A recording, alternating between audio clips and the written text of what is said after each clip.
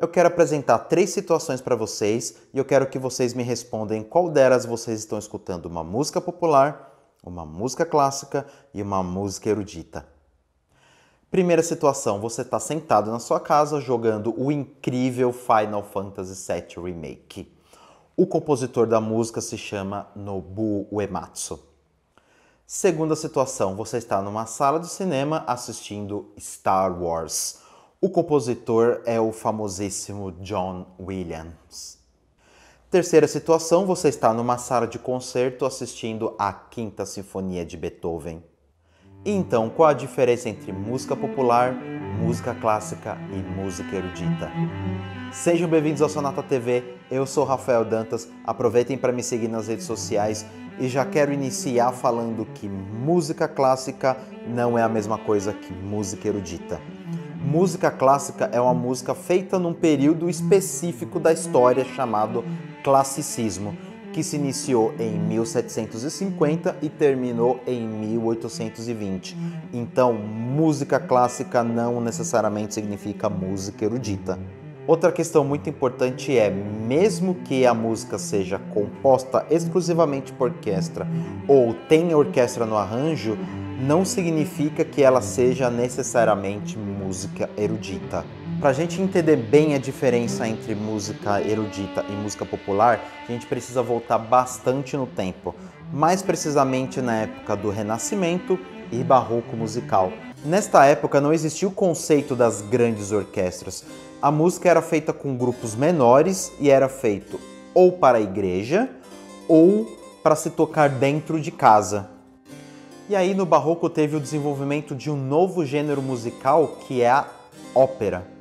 E com a ópera a música começou a sair um pouco da igreja e ir para as grandes massas, para os grandes públicos. Basicamente existem 2 tipos de ópera, a ópera séria e a ópera bufa. A ópera séria, como o nome sugere, trata de temas mais sérios, temas mais profundos, grandes épicos, histórias mais pesadas, grandes dramas.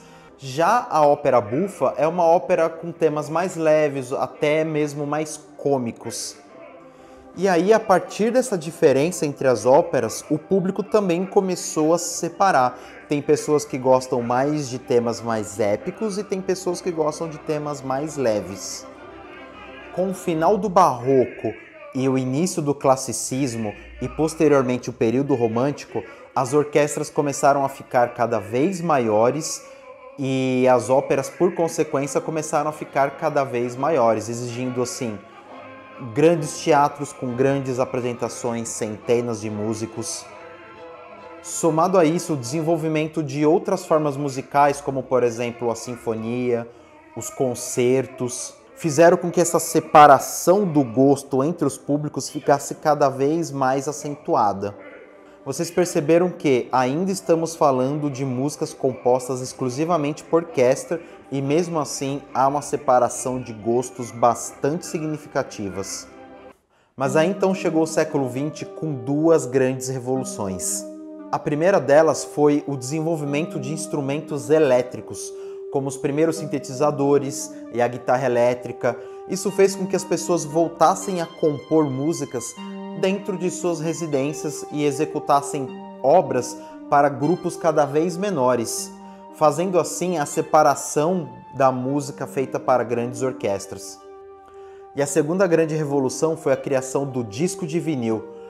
Isso fez com que as pessoas não precisassem mais se deslocar para salas de concerto para ouvir música. Elas poderiam simplesmente comprar a mídia, que no caso é o disco de vinil, e ouvir dentro das suas casas.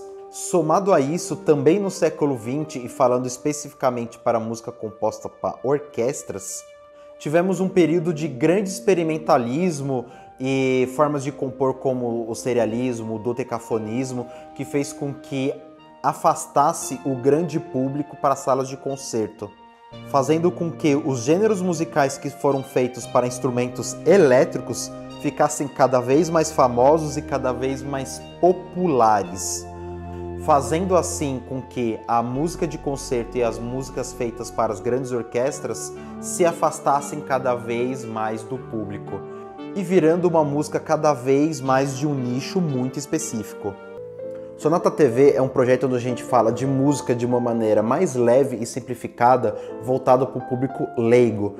E como nessa plataforma qualquer trecho de música que usarmos ou qualquer citação ao compositor faz com que o conteúdo não seja monetizado. Então, para manter esse projeto vivo, nós estamos aceitando doações de qualquer valor e a chave Pix está aqui na descrição do vídeo. Onde eu quero chegar com tudo isso?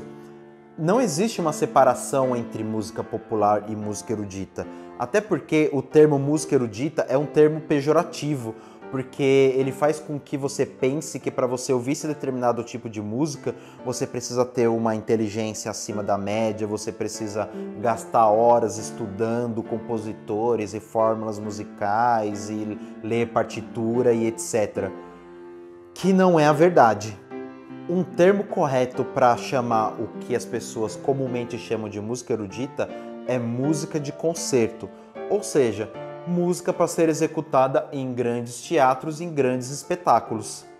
Já a música popular a gente pode tratar ou como música feita para o povo, feita para as grandes massas, ou músicas que são muito, mas muito conhecidas, como por exemplo a Quinta Sinfonia de Beethoven.